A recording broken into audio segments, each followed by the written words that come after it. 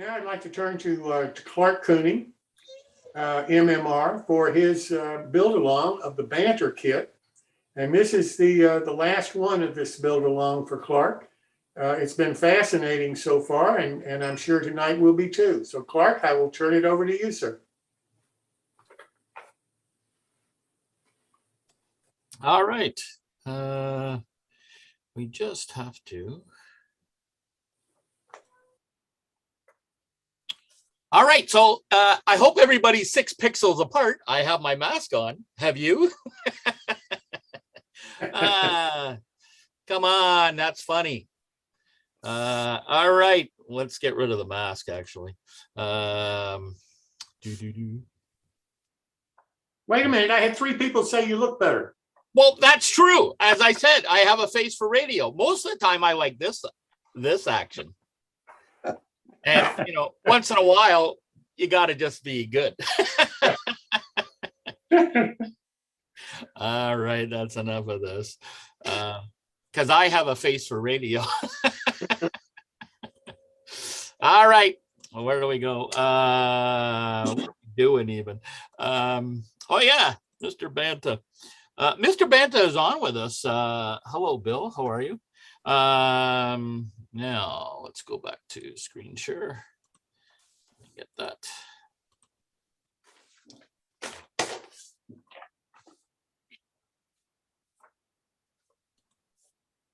Okay, everybody should see that now. The Banta Model Works build along. Let's finish this. I'm calling this building the Banta Barrel and General Storage.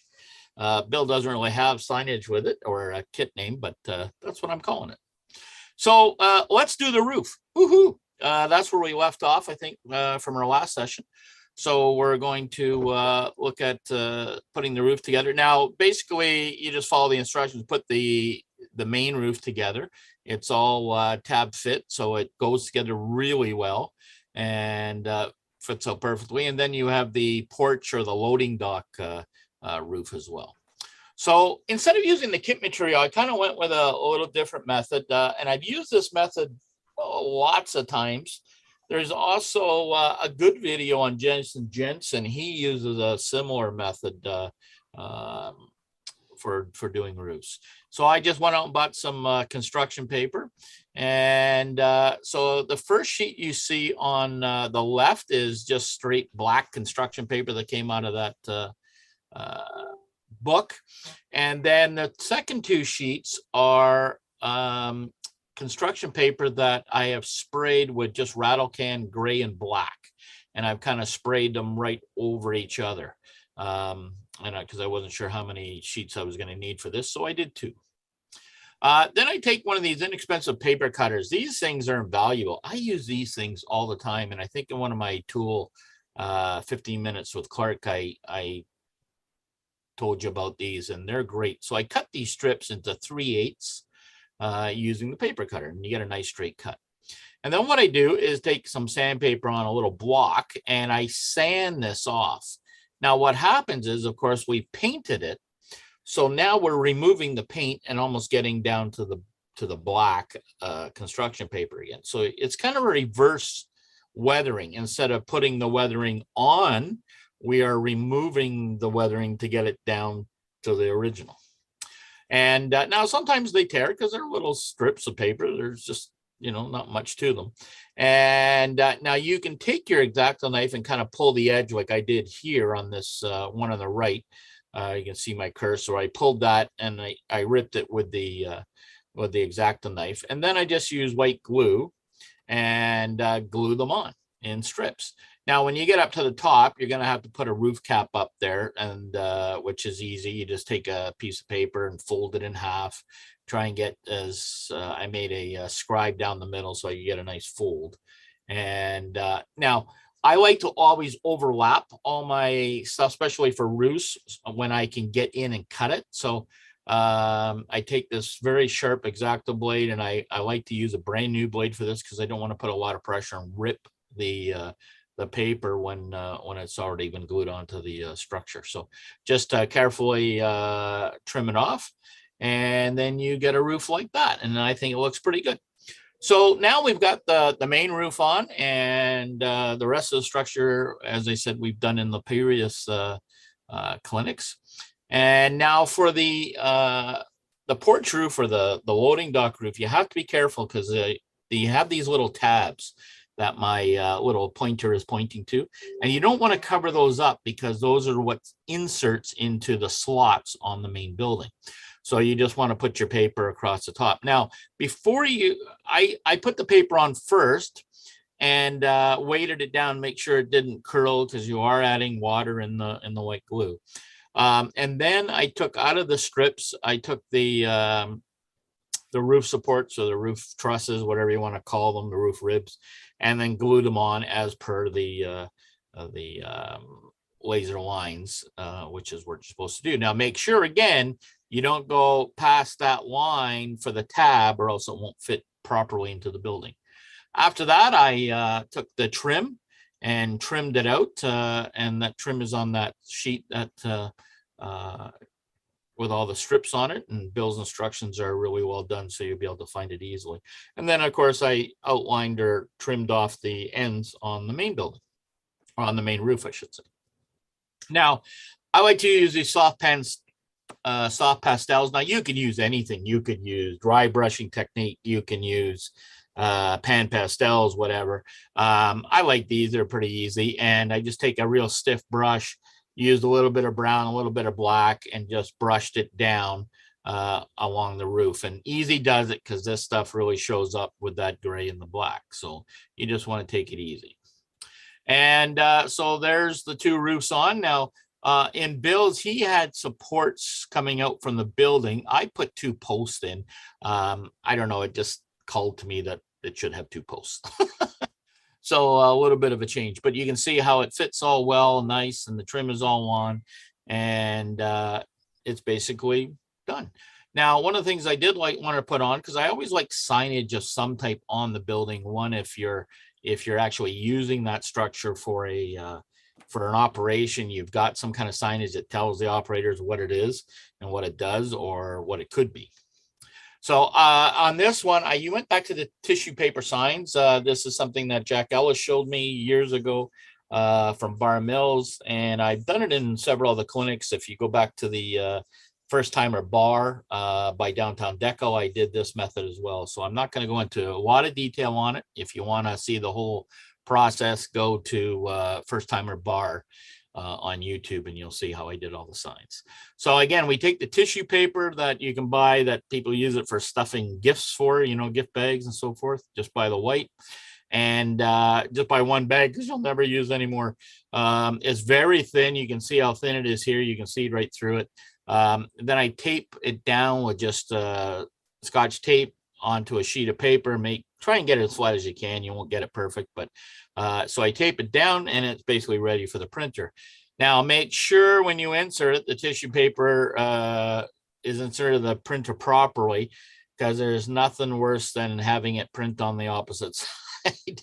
Ask me how I know. So again, I usually run a little test page and put not the tissue side, run it through, and oh, look at that, it's on the right side. So perfect. Here's a sheet from the First Timer Bar signs. Here's the original one, and then here is the tissue copy. You want to use a nice straight edge, and again, a very sharp X-Acto blade, not something that you've been using for 3 months. Put a new one in. You want to cut out that sign lightly, and now you can see these two top signs are the tissue, and they're very, very thin. These two bottom signs, I was sort of making metal signs, and you could put that on this building if you'd like. But these are heavy brochure paper. It makes it a lot thicker, and you can weather them up and stick them on your structure.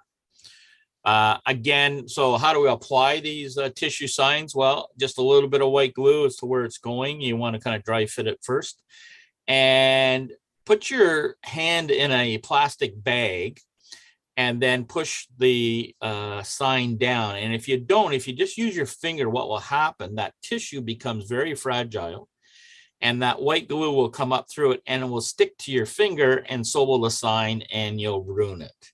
So if you use a plastic bag, it won't stick to your finger and you can push that sign in. Now, I really prefer these rubber or silicone brushes to do this. And I have a little bit more control rather than my big finger in a bag. So I really like these rubber brushes, and you can buy them through Amazon, etc. They come in a set, and there's all kinds of different shapes for the tips. So here's the sign that I generated for Banta Barrel and General Storage, and I put a frame around it, but I really weathered it, and so it looked like it painted onto the sign.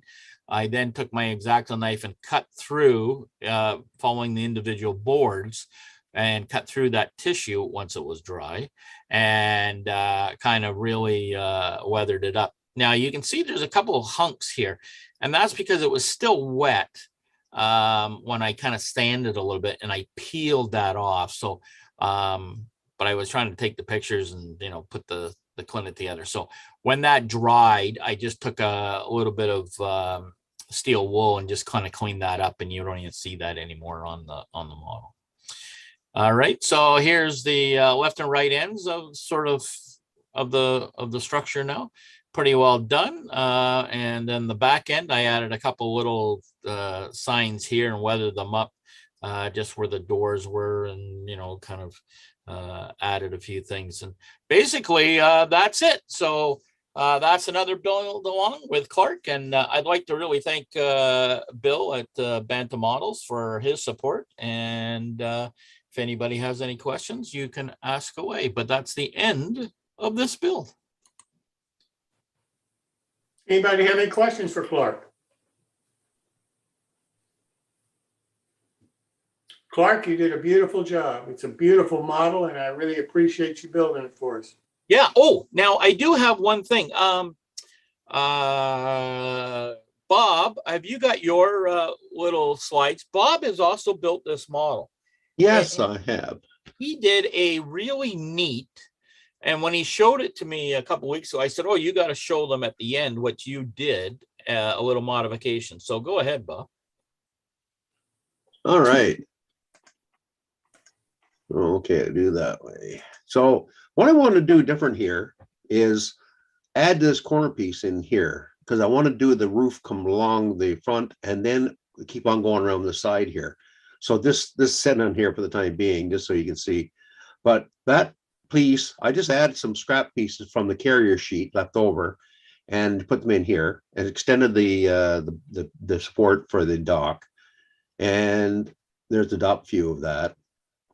And that's what it looked like. I just kind of added these other boards and put the stairs going down this way. And then for the roof, what I did, I used the original roof, added this piece in here, just make it a little bit longer. Got this corner off in here, and then any other piece, scrap piece in here. So that way it would come like around the corner. I like that effect a little better. And like Clark, I'd use a post in there rather than the angled support. So that's it for me.